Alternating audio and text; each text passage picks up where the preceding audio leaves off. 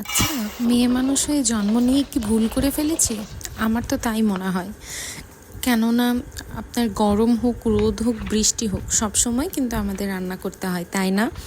আমাদের মেয়েদের এইটা একটা বলা যায় যে কমন একটা বিষয়, তাই না? মানে অলওয়েজই রান্না করতে হয়, হাজার শরীর খারাপ থাকলেও কিন্তু রান্নাটা করতেই হয়।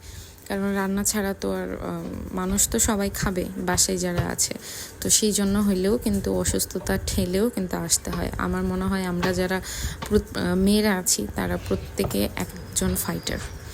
আমরা চাইলে অনেক কিছু করতে পারি, কারণ একটা মেয়েকে আল্লাহ মনে হয় 100 গুণ বেশি পরিমাণ ধৈর্য দিয়েছে, যে জীবনে কতটুকু ধৈর্য থাকলে একটা মেয়ে মানুষ, দেখেন আপনার ঘরে যেই মা আছে বা ওয়াইফ আছে, তারা দেখবেন যে হাজার কষ্ট হইলেও কিন্তু আপনাকে রেঁধে বেড়ে আপনার মুখের সামনে খাবারটা উঠিয়ে দেয়।